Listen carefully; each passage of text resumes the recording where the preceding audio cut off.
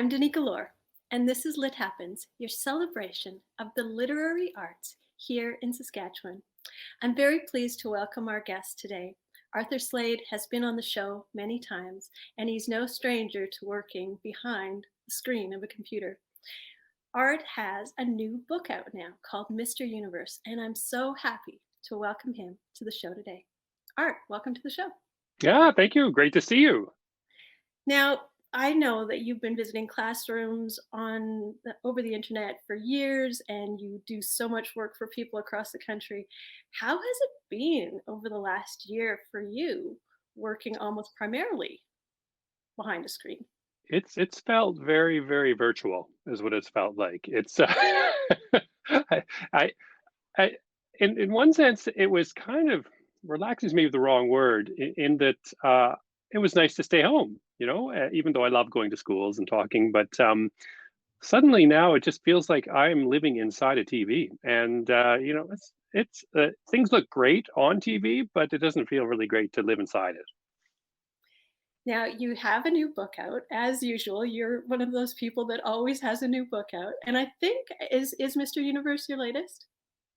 It is, yes, up until next month, but yes. So tell us a little bit about last month's book. Yeah, that's right. Well, Mr. Universe, it's a short book. It's with Orca Soundings, and kind of the idea behind these Orca books are that they are kind of quick reads for people who want a quick story that where the language isn't too complicated, and yet the story is kind of fun and adventurous.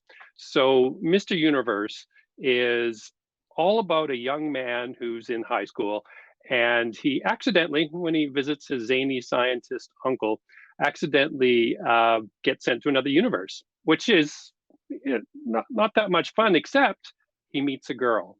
And the whole kind of question of the book is he going to be able to go out on a date with this girl, and how is this going to work when they're in two different universes, or will she be able to come back to his? Anyway, all those really scientific questions get answered within this short book.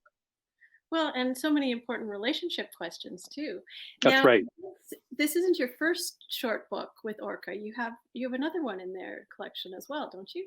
I do, yeah, and that one is because I tried to make the most frightening title ever. That one is called Death by Airship, and which is all about airship pirates, and it's actually quite a bit of fun to write. So I really enjoy the format because novels can take a while, but short novels don't take as long. I'm sure there's some kind of math behind that, but it is kind of fun to sit down and have a story done. If you sit down to read it, it's maybe 2 hours or so, and everything from beginning to end, it's all there for you. I actually really like the format because I often find myself wanting to read something that's really engaging, and I love short stories, but I like the quick reads too. And some of my favorite authors from across the country are part of these series. Orca has a really great line of quick reads with all sorts of different themes behind them. Now, you've also said that you have another book coming out very soon. So tell us a little bit about that one. Well, I do. It's actually the sequel to. I'll hold up the first book in the series. It's the sequel to Dragon Assassin. I seem to have these really horribly violent titles, which I really shouldn't be allowed.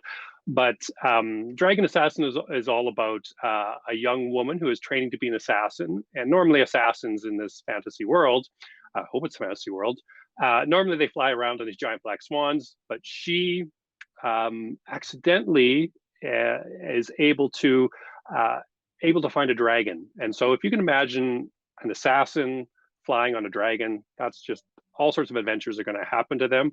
And the first book came out last year, actually last year plus 1 month, and and this one is coming out next month, and it's just been really fun. I love big long fantasy kind of stories, and so this has been so much fun to create and to have those, kind of like the Lord. Well, this isn't as long as the Lord of the Rings, but to have one novel can tell you one part of the story, and the next novel tells you the next part, kind of thing. Well, and you're building so many interesting worlds, and it's really quite fascinating to think about how you're switching between the very short novel and then the epic series? Because I can't imagine that you're just going to end with book 2 of this series. No, no, actually, the series has already 4 books. Oddly enough, those books are published in the States already, but in Canada, things are going a bit slower, which is fine. I like a slower pace. And so what's the name of book 2 of the Dragon Book 2 is Dragon Assassin, Royal Blood, and it's called Royal Blood because in this book my character gets to go with the dragon to the world of dragons, and there meets the royalty of the dragon world. And of course, royalty in the dragon world are like way meaner than our royalty we have here. Well, that sounds delightful. I've read a lot of your books, and I find it hard to keep up sometimes because you are one of the writers that I know that is really doing a really good job of putting more words on the page. Have you had any challenges over the last year doing that? Oh yeah, I think so. I did certainly at the beginning because when the pandemic came along, it felt like I had to read every single thing about it to understand and maybe protect myself from what was happening and my family. And so it really, it really makes you kind of question like what's going on, what's the point of writing books if the world's falling apart, that sort of thing. Of course, I say that with a laugh now, but I wasn't then.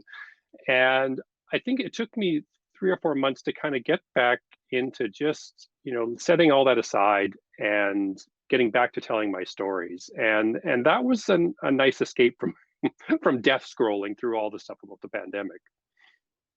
Well, I guess all of us in the world are really grateful that the creative minds are still creating interesting and engaging work because you could get stuck in that death scrolling, and it's much more fun to think about somebody who's an assassin on a dragon taking care of us than some of the things that we read in as we scroll through Facebook.